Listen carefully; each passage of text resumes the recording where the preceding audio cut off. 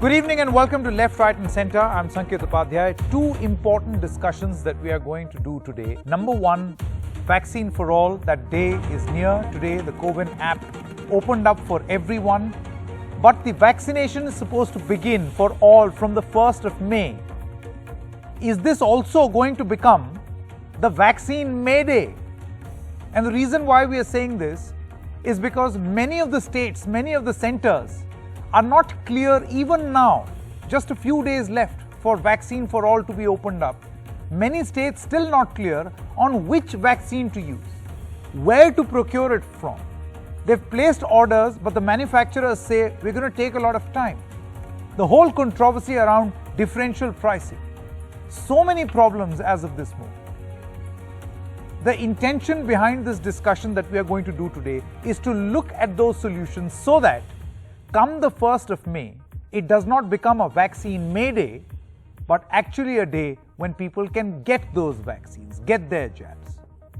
Also on the show in about 30 minutes from now, is IPL really Delhi's priority right now?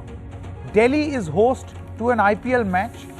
It seems as if the BCCI is living in a parallel universe, a totally different universe, completely unaware that there is a massive crisis in the national capital. They're living in a bio bubble. Yes, they are. That's factually correct. But their sense of empathy, is that also in a bubble?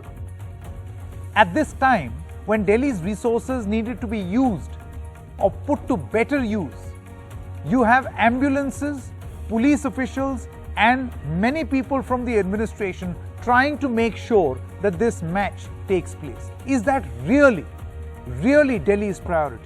Think about it. That discussion is going to come up in just a short moment from now. But first, let's quickly show you some graphics on screen on what exactly is the level of preparedness as far as vaccines for all is concerned. So, are states ready? On your screen right now, first Punjab. Uncertainty over the 1st of May launch is the news coming in from Punjab because they do not know, they don't have clarity. Bengal says that there is a vaccine crisis, supplies only by mid-June. Tamil Nadu says vaccines for 18 plus will take place from the 1st of May. Rajasthan says they're waiting for more vaccine stocks. Uttar Pradesh says that phase 3 vaccination will begin from the 1st of May, but when you speak to hospitals, they will give you a totally different picture.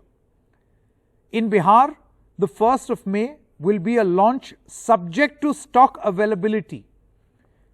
Kerala says vaccination is subject to stocks and supply. Do you see the problem? The problem is stocks and supply. Now that's a continuous problem across the country. So what exactly are we going to launch on the 1st of May? Karnataka says that phase 3 of the vaccination could take place from the 1st of May. Himachal Pradesh says supplies only after 3 to 4 weeks, third phase after that. And of course, you have the Serum Institute which says that they will take some time in providing their supplies to the state. So this is the situation as of this moment. Let me now welcome all our guests this evening. We've got Dr. Shashank Joshi, member of the COVID-19 Task Force in Maharashtra, Dr. Rakesh Varma, Additional Director General of Health Services, DGHS, Government of India. We also have Dr. Satish Sonawane, Director of Mac Care Hospital, IMA Vice President, Ahmednagar, Maharashtra. We also have Anshu Singh Luthra, advocate in the Supreme Court. Thank you very much, Anshu, for joining us. He actually filed a petition in the Supreme Court for compulsory and voluntary licensing to manufacturers. And that's a very important aspect. We are going to touch upon that through the course of this discussion. Dr. Ved Prakash is also with us. He's the head of Department of Pulmonary and Critical Care Medicine, King George Medical University. Thank you very much for joining us. We'll begin with you first, Dr. Rakesh Varma. You know, vaccines for all is very nice. It's the need of the hour. It took its own time coming, but many people are anxiously waiting. The CoWIN app has seen upwards of almost 80 lakh people registering on the very first day. But when you look at these reports coming in from states, the demand versus supply problem, do you feel that this is going to result in some sort of a crisis come the 1st of May? Sanket ji, this immunization that we are considering as of today is unlike any other immunization in the world which we ever saw. When a child is born, certain vaccines are given to the child on the date of birth. Within 6 months, something else is given. Within 1 year, something else is given. By the time the child becomes 7 to 9 years, something else a vaccination is given. To adults, some different vaccination is given. And once the people cross my age of 55 years, they get pneumonia vaccines. There is adult vaccination. So catchment area or the population which is being given vaccination was very limited. However, in this pandemic, which we have seen of this magnitude, all the statistics have failed. You will agree, your media has done a wonderful job in making the people aware about the catastrophe of COVID-19 and the epidemic which is continuing. So at the same time, central government is fully prepared, has very well planned and exercising its discretion and trying to reach to each every individual in stages. In the initial stage, the feeling of the experts was that people above this age or having comorbidities are being more dangerously being affected. So they were given the chance of vaccination first.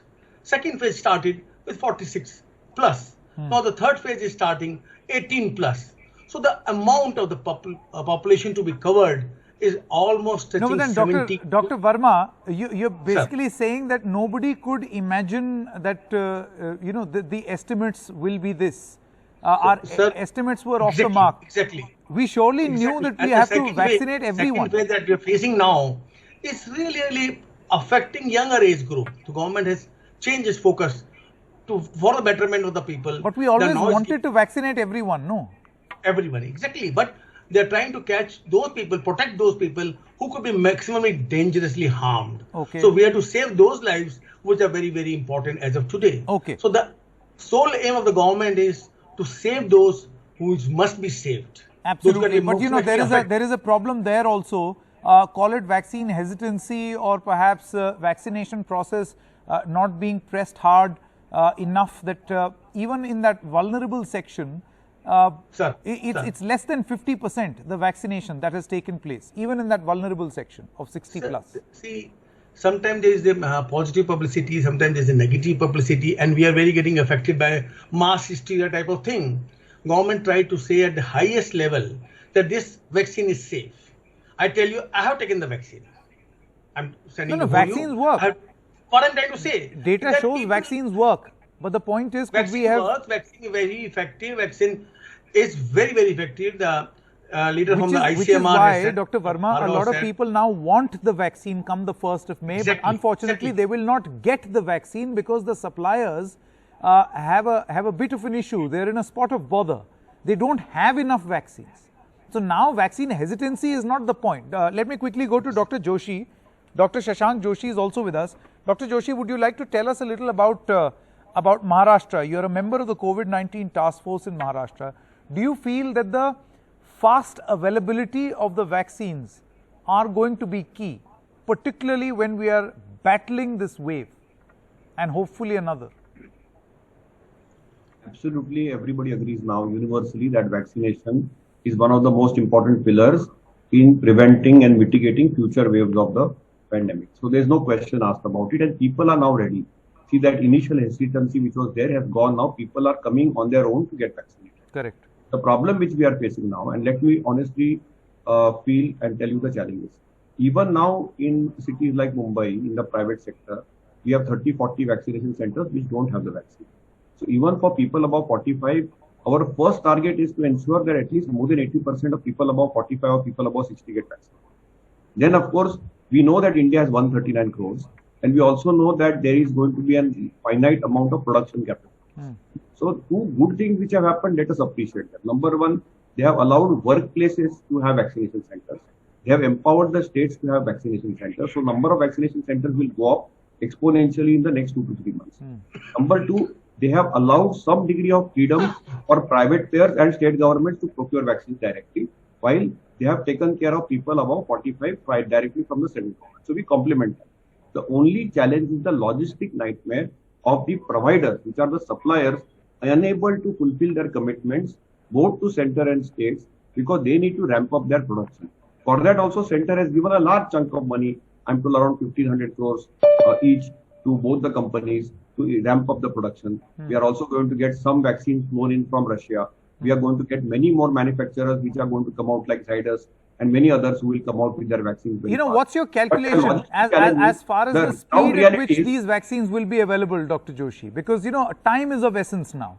Correct. So the ground reality is that on first, it looks to be unrealistic in Maharashtra that we'll be able to vaccinate anybody between 50 to 45. That's the ground reality. And we have admitted that fact, and we have already, the cabinet has passed a decision that it looks likely that it will be probably third week of May to be realistic when this population will be vaccinated. And even in that, I would appeal that people who have comorbidities in this population should go first because they are more vulnerable. So, and we should continue our vaccination full blast on people above 45, particularly above 60, and try to cover them up as early as possible. Yes. But I think we have a challenge and let us accept it. Let us not beat around the bush. We have a production challenge, and the production challenge is not able to ramp up with the demand. And we need, and that's why Government of India has also, expanded one more thing, that any manufacturer which has an FDA approval from US or Europe can also import it directly, and the state governments or private players can import it directly. So I think they have allowed a lot of flexibility, but still the logistics and the operational part of it will have a teething problem. And I think what's most important right now, Dr. Ved Prakash is also with us. Dr. Prakash, see, the problem is that when you speak to representatives of various states, they talk about two things. Number one, their need versus demand versus supply. For instance, you've got Tamil Nadu, they want 1.5 crore doses. What the center is sending right now is 3 lakh. Then in Kerala, 1 crore doses are required, whereas what the center is sending is 1 lakh. Rajasthan says we need 3.75 crores, center is sending 2 lakhs. Assam says 2 crores, center is sending 1.5 lakhs. And Punjab want 30 lakhs, they're getting 2 lakhs. So the problem is that now the center says take it directly from the manufacturers. Manufacturers do not have the capacity, and there lies the problem. So this is the one big problem, don't you think? Yeah, definitely, Sanket.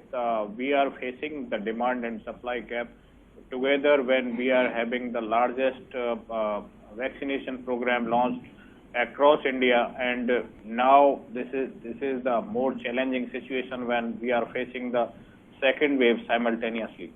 So definitely this is the challenge, and the manufacturers has been asked to increase the production, and somehow everything, the material which is needed for the production is also a challenge, and there are assurances from overseas that we are now getting the nod of the governments from other countries also for increasing the production and getting all the material required for the vaccine preparations. So the two main manufacturers like Covishield and Covaxin are both are here, and the production nowadays we can carry it out among around 6 crores per month for Covishield and 1 crore per month for Covaxin. So we have to increase the production to meet the demand of all the states. Now this is an important point.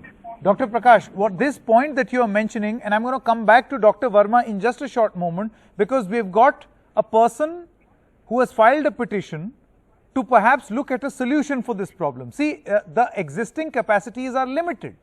You can't expect 1 or 2 companies to be able to produce and manufacture for the whole country. It cannot happen.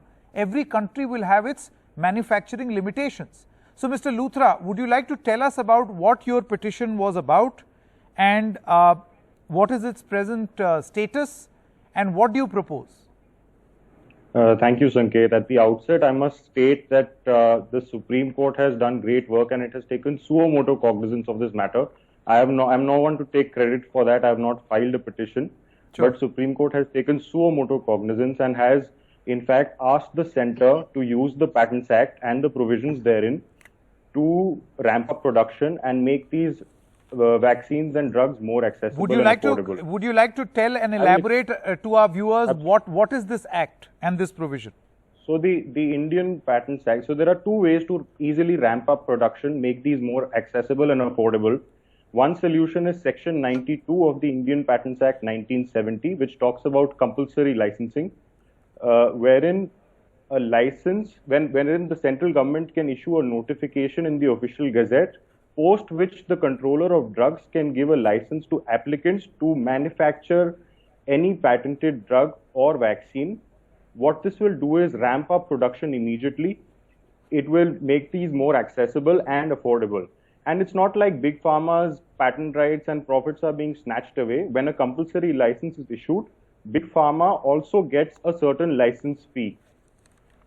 The other aspect that I must mention here is that of voluntary licensing. We must realize that India is no longer the pharmacy of the world. Now we own intellectual property in one of these vaccines, being Covaxin, since it's been produced with the help of government entities, being NIV Pune and ICMR, along with obviously Bharat Biotech. So government must voluntarily license this vaccine and its technology and its patent, and let state entities as well as private entities manufacture Covaxin. Right now, Covaxin is about 1 crore a month. That's what the production capacity is.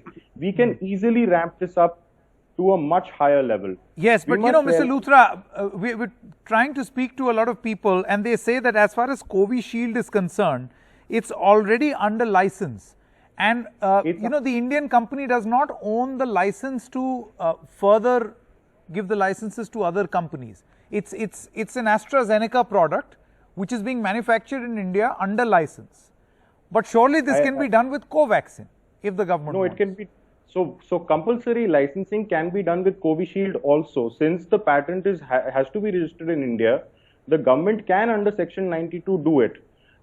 There might be so I must also mention that India and South Africa had in fact made a proposal to the WTO, which is pending since October 2020, to waive off these TRIPS-related provisions so that these patents don't have to be enforced during the period of the pandemic. Very important. Very important. And developing nations, right? Let me just give me 30 seconds. I'll complete my point. So 120 developing nations have backed India's and South Africa's proposal.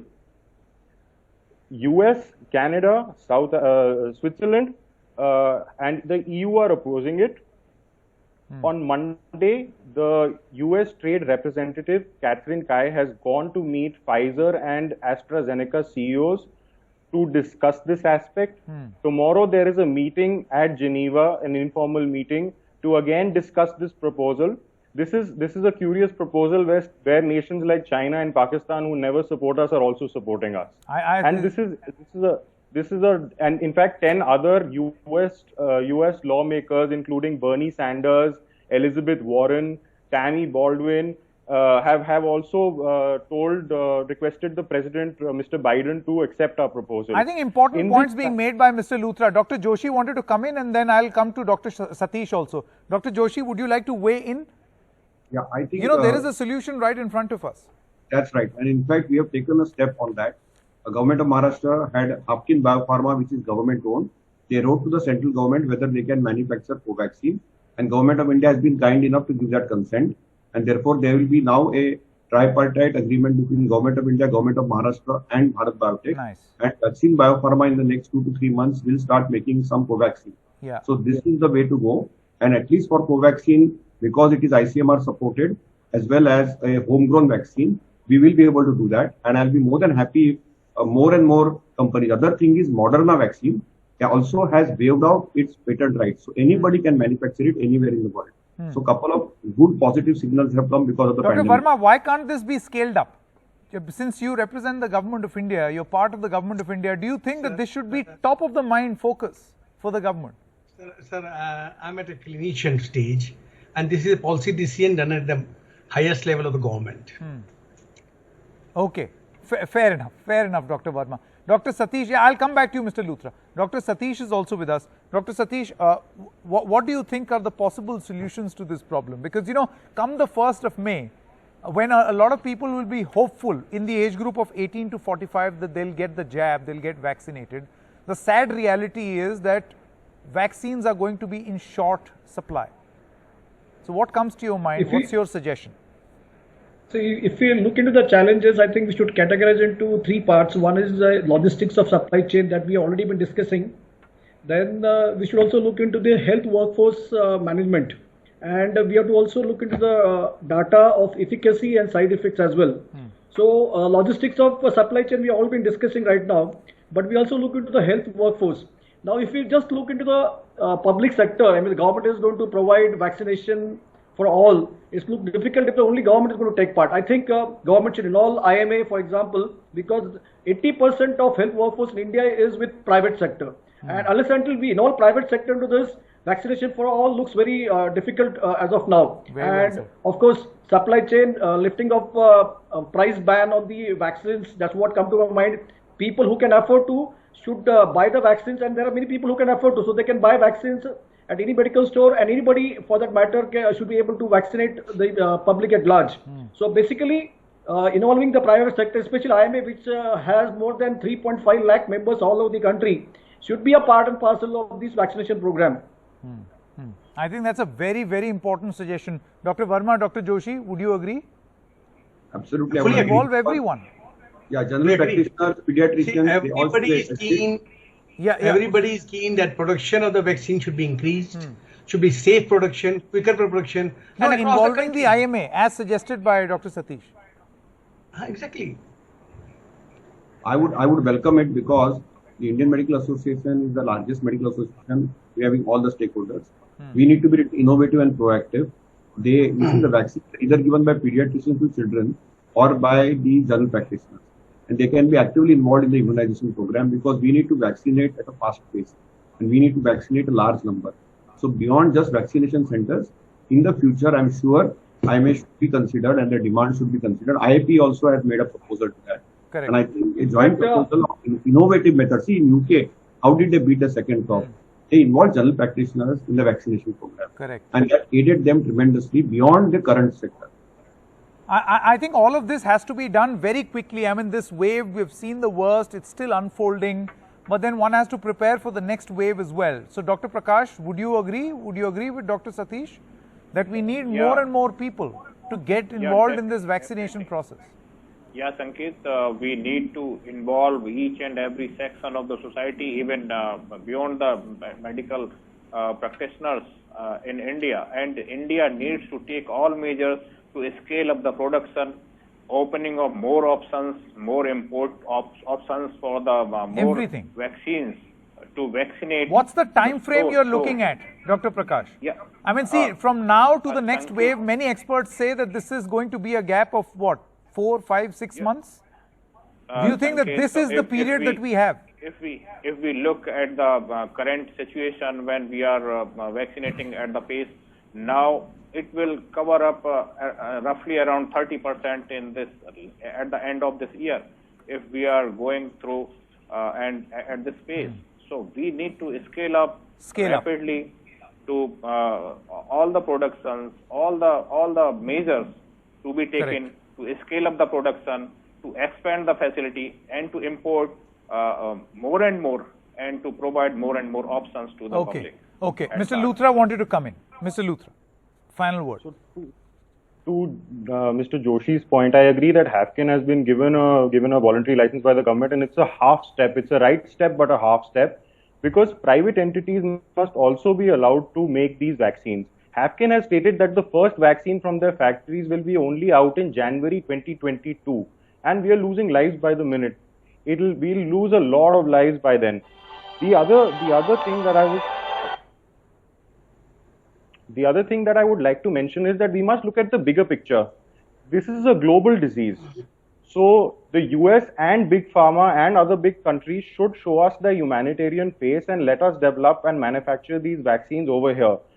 Unless, see, if US in isolation gets herd immunity, or the EU gets herd immunity in isolation, there'll still be mutations because the developing nations on the planet. Still not. Absolutely. The developing nations would not have got herd immunity in the next couple of months or the next year maybe. So the US, the big nations like EU, Switzerland, Canada, and Big Pharma, AstraZeneca, Pfizer, must show us their humanitarian face and let us waive these TRIPS provisions and allow us to manufacture these vaccines. Absolutely. Let's hope that happens. Very quickly, Dr. Satish, running out of time. Last word. Actually, it is not only India. All countries in the world should promote vaccination throughout the globe. Because if you just look in our country or some other country looks for that country itself, it's not going to work. We should look for global vaccination. At least 11 billion jabs needs to be there for global immunization. 70% of population has to be vaccinated. Otherwise, coronavirus will stay. And to defeat that coronavirus, we should look globally, and institutions like WHO should take a role into this. World Medical Association should also be taken into consideration. That's my point. Okay. All right. Dr. Joshi, Dr. Varma, Dr. Sonawane, Mr. Luthra, as well as Dr. Prakash, thank you very much for joining us. I'm glad we were able to discuss a lot of solutions. The vaccination drive has to be fast, and we have to do it quickly, because on the 1st of May, it appears we will be short on the number of vaccines, and there will be a lot of people who now want to take the jab. Stopping for a short break at this moment. When we come back, we'll talk about an event which almost is happening in a parallel universe right here in the national capital in Delhi. Why is IPL such a priority for Delhi or for the Delhi administration? That debate comes next.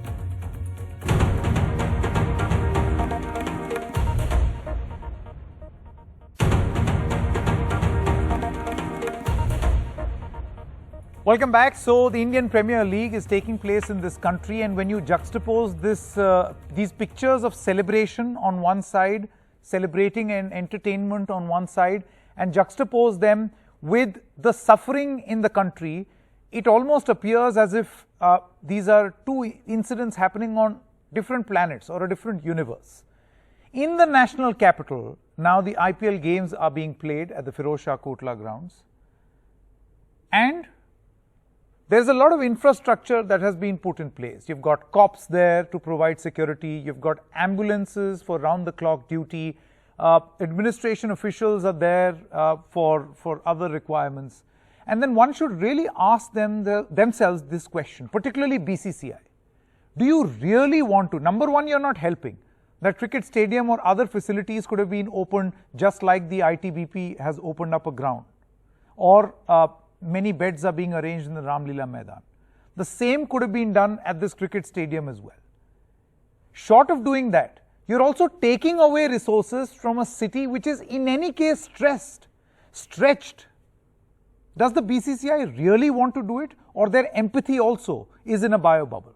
Let's take a look at this report that has been filed from outside the Firoz Shah Kotla grounds by my colleague Rika. Let me show you the Planet IPL. It's in this Planet bio bubble of the Arun Jaitley Stadium that IPL is being held. Not very far from here is a cremation ground called Nigambodh Ghat, in which hundreds of dead bodies, COVID dead bodies, are being burned.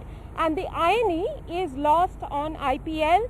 Some may say that it is a private tournament conducted by the BCCI, but look at the number of security personnel who have been deployed by the Delhi police here. Of course, there's a logic to that, because Delhi police is being paid by the IPL. But in times of COVID, when there is a huge strain on resources, they are deployed here all around Firoz Shah Kotla Stadium. Also medical staff, again, who are paid for. They are inside the bio bubble. They are attending to medics and paramedics who perhaps could have been used elsewhere. They are now attending to the players who are playing inside. Not just BCCI has not donated. Until today, no match is being held where cricketers are wearing a black band, which normally happens in case of deaths. They show respect to the death. Plus, there are these fantastic Vivo IPL fan walls, which shows fans celebrating in their home, in their respective dining rooms and drawing rooms.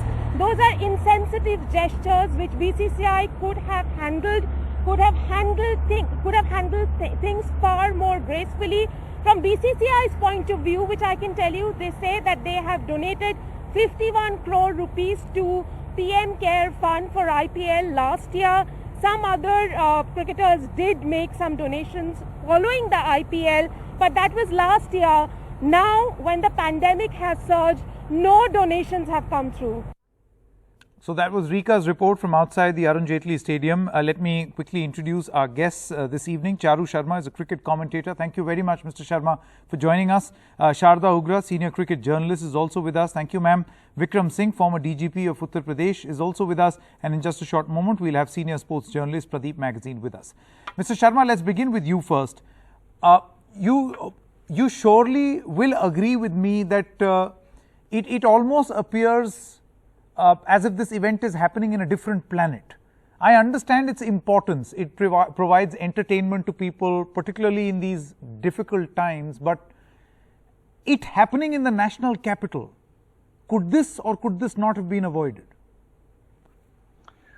Well, one of the many reasons I'm quite happy to appear on your channel is because, I mean, the last I remember, you do seem to realize and encourage that opinions can differ. Of course. Yes, thank you so much. Okay, so, what is really required? What is at the heart of the matter? More hospitals, perhaps, more health clinics, more beds, more ICUs, more oxygen, more vaccines, more medicines, relevant medicines. And by jumping, as always, on this soft target called the IPL, and by the way, I've got to put in a quick caveat, I have no dealing with the IPL, zero. So, it's not that I'm going to lose $1 million contact if I say this. What are we really achieving? In fact, we're only taking away. Now, Rika did mention in a report that there are a few policemen standing around, or maybe an odd ambulance, or a couple of medical personnel, or physiotherapists largely. But, by stopping the IPL, how will we get more vaccines going, or how are we going to get more hospitals or ICU beds? And I can go on, but I realize television is always short on time. So more later. But I can't see the upside of the IPL not happening. I can see many good sides. I can't see the downside. I mean, I can see upsides. There's a lot of psychological relief. There's some kind of audio-visual. Do we want to continue living in a completely deep, dark, depressing time? Or is there something that perhaps from the comfort of our homes, we can perhaps seek a little bit of succor or relief from all the darkness and depression around us? Fair enough. Fair enough. My only limited point here was it happening in the national capital, where in any case resources are stretched. And then you have a part of the administration providing security or even ambulances. It may not, even little help will be great help, particularly in a city like Delhi right now. Sharda Ugra is also with us. Ms. Ugra, what's your opinion? I think the IPL taking place in Delhi at this point of time is completely inappropriate. It's insensitive. There were two parallel venues that were created in case of a contingency plan to be moved. They were Hyderabad and Indore. And, I would just want to ask, in which civilized country would live sport like this be allowed if there were people dying on the road and if, there were cremation grounds lit up at the same time as your floodlights are? So everyone thinks that it's just a two-way street, that either you're an IPL basher or you're not. All we want is for the IPL, for the biggest sporting event in the country that happens every year. It's part of our summer season, to just show some compassion towards the world around it and to not pretend that nothing's happening. A very senior cricketer from the Indian women's team has lost her mother due to COVID. There has been no reference, there has been nothing coming from the official establishment that the fact that this has happened. There is just absolutely, it's almost like that compassion is just too, soft and kind and gentle a word to be saying at this point in time. I mean, this is, again, a women's cricketer wrote, she said, I am ashamed of my sport. This is a former women's cricketer for the Indian team. She said, I'm ashamed of my sport. I am so angry with my sport. That is all that people are looking for. I mean, this is the standard we are coming to when we are having an argument that, okay, it's fine to stage the IPL outside. It doesn't matter if people are dying, but because some of us need to feel happy at home. I mean, I am just angry with myself for even having this kind of an argument and saying that, play the IPL, but let's play it elsewhere. I think something has happened in our hearts and in our souls, and it's gone dead. That we are not responding to this in the way that we respond. Okay. Prahlad Kakkar, brand guru, is also with us. Mr. Kakkar, would you like to tell us what your opinion is? See, Mr. Charu Sharma feels that stop looking at IPL as a soft target. I mean, I also respect and understand that there is this sentiment too, where cricketers as well as the administrators feel that it's always very easy to target cricket, whereas you would not target perhaps elections in the same way. They were real super spreader events. Yeah, exactly. Sanket, you can target anything you want. Yeah. No, I'm saying the anything point can be is targeted. that the Pick point whatever, is that pick whoever you want. what the Ms. Ugra, feeling I'll just is- come back to you. That question was for Mr. Kakkar. Yes. The point is that what everybody is feeling right now is that other than Cummins and a few other sportsmen in the thing who have actually acknowledged the fact that we are in the middle of a crisis and a pandemic, and they're actually contributing money from their own side, and therefore garnering a lot of sympathy, not only for the game, but also for the establishment of the game. But the fact is that the BCCI, the team, owners, the various players who earn shitloads of money from the team have not shown a single iota of sensitivity as far as the crisis which is enveloping them.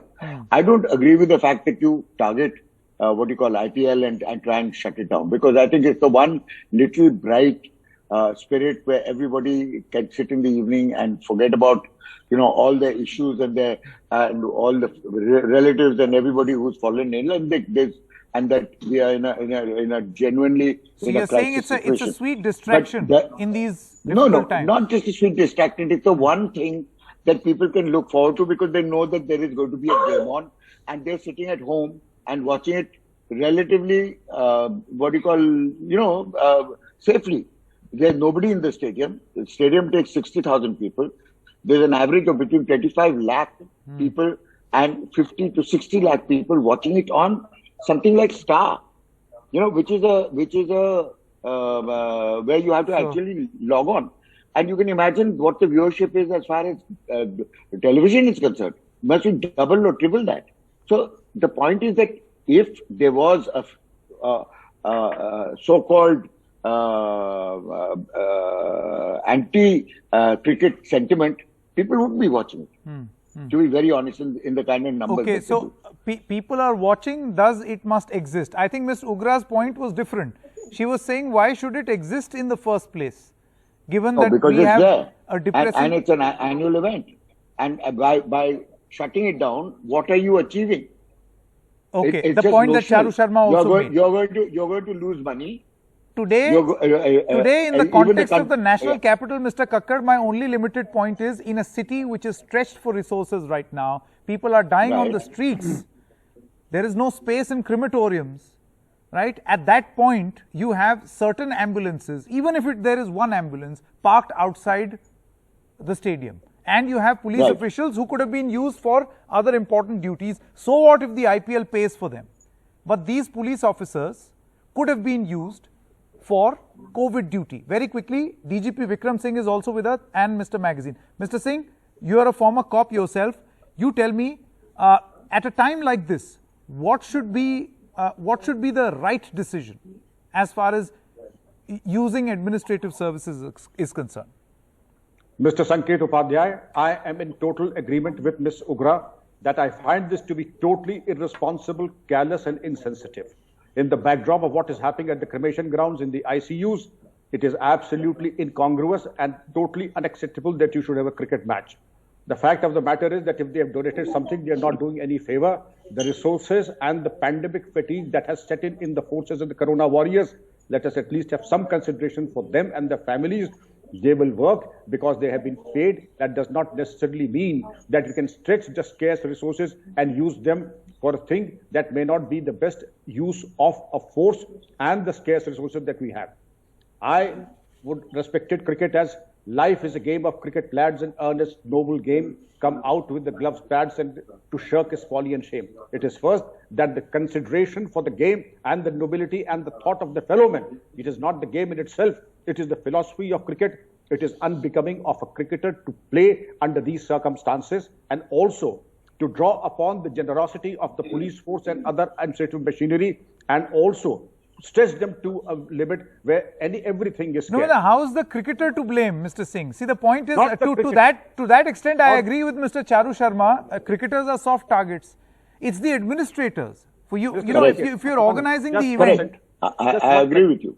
We have seen Tablighi Jamaat, we have seen Kumbh Mela, we have seen the elections. I hold everybody responsible who have gone against the COVID appropriate behavior. And to that extent, I feel that even the IPL match I have never for once said that the cricketers are responsible. I feel that the organizers should have thought better and postponed the event till better times. For everything, there's a time, and to everything, there is a season. Sanketji, there'll be better times, I'm sure. But this is just not the time. It is the most inopportune moment to have IPL. most inopportune moment. Okay, very quickly, Mr. Pradeep Magazine. I know, Mr. Charu Sharma, I'm going to come back to you and Sharda Ugra.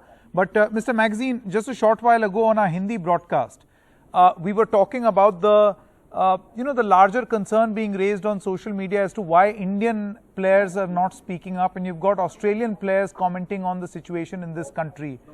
And you seem to refer to how many of the cricketers, many of these celebrities and stars and sports stars did comment using the hashtag India Together in a different context. Do you think now is the time to at least express solidarity? I mean, I am just wondering, is there any debate that this is insensitive? It is, I mean, there are people dying, people even who are watching the game, their relatives, their friends, their own family members are suffering. There is fear in this country. There is fear, there is shortage. And you have these cricketers who have built themselves, the board, as India, as they care for India. They can wear army fatigues going against the ICC rules, saying that we care for India. And now when people are dying, they don't even have this empathy to even acknowledge it's happening. They are rich, they have money, the board has money. They could have said that, okay, we sacrifice IPL for building hospitals in Delhi. Let the DDCA Kotla Stadium be in an open, oxygen bedded, 1,000 bed, whatever they can accommodate. They have money, they have everything. They will earn the gratitude of this nation that yes, these are Virat Kohli's, this is Jai Shah, board secretary, happens to be the son of India's home minister. I mean, yes, play by all means, nobody is against, we are not saying that IPL should be blamed for what has happened. But come on, man, you are respond and rise to the occasion. Come on, yaar, you are not even acknowledging that something is happening, and Mr. Charu how Sharma, insensitive. Do you think that this is the insensitivity to not even acknowledge what is happening around you and just carry on as if things don't exist? With due respect to Pradeep, who was speaking, and please let him finish his point, and I'm happy to get into 5 seconds after that. Yeah, I think he's concluded. Mr. Magazine, would you want to finish?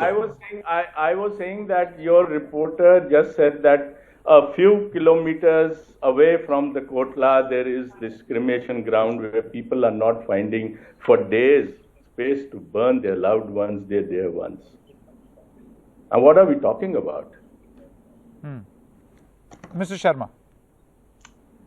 Well, I mean, I seem to be the villain of the piece here, but all I can say is that, yes, can the IPL do more? Can the BCCI do more? Of course it can. I think some realization has dawned, and players and administrators are coming together on television during the IPL and making all sorts of statements,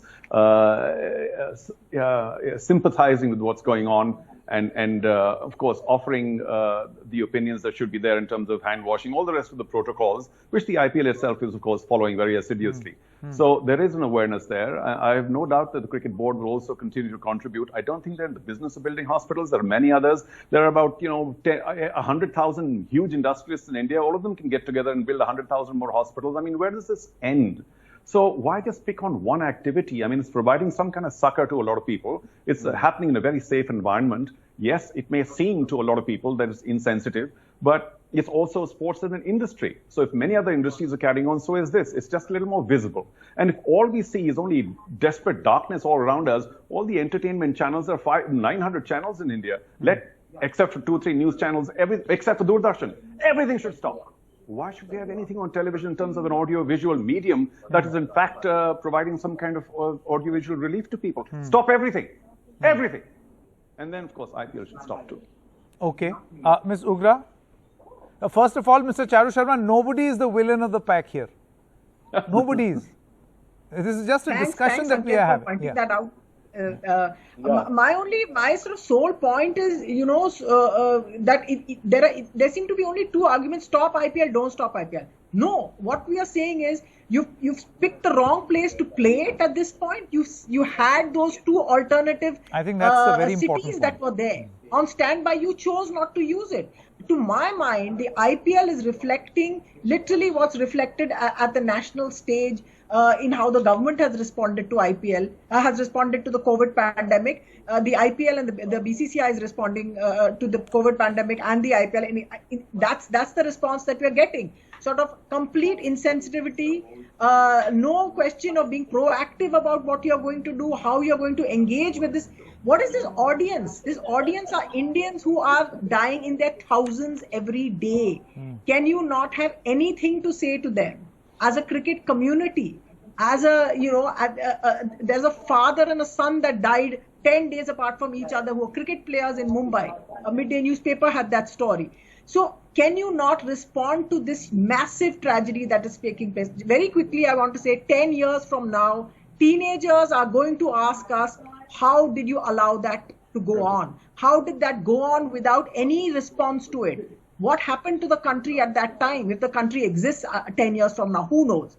That is the response you're going to get from people. I'm sure the outside world is looking at us, at the Vishwaguru, and saying, what is wrong with you people?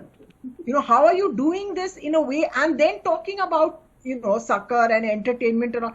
There are entertainment channels as entertainment to be watched. I'm just saying, respond to your fans, respond to the game's fans. Okay. Say something to them to show that you care, that you feel for them. Yes, I think that response, Charu Sharma, it's that response which is hurting people most. Because if you look at some comments, most of the comments have come from commentators abroad. They have not come from players who are hailed as stars. As far as comments are concerned, we can pick and choose. Sanket, you know that. I mean, you're going to balance it because we have 5,000 other comments which are pro.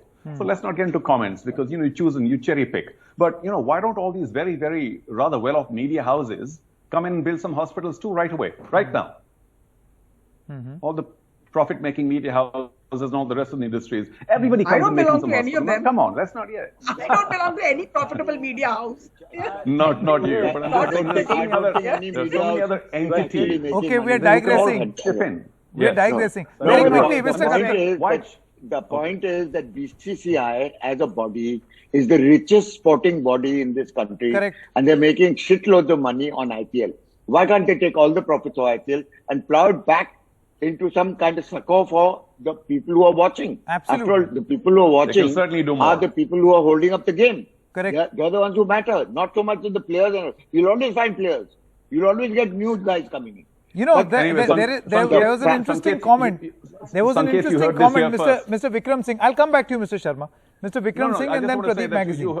You heard it first here, that I have no doubt in my mind that you will receive some communication from the board pretty soon about a large donation, once again, to the cause of whatever the national, health fund or whatever. Sure, PM okay. Cares. The black hole called PM Cares. Okay. Mr. Singh, see, a lot was said about, and I want to ask you this question, is how immunity is provided to events that have anything to do with politicians.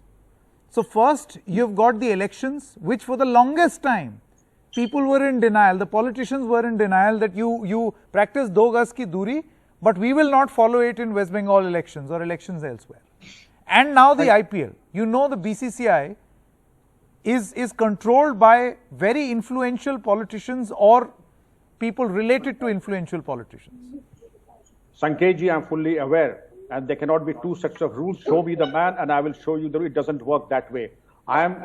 Must tell for everybody's knowledge that I have filed a PI in Delhi High Court regarding all the nonsense that has happened in elections, in all the Kumbh Melas, etc. It is due for hearing on the 30th.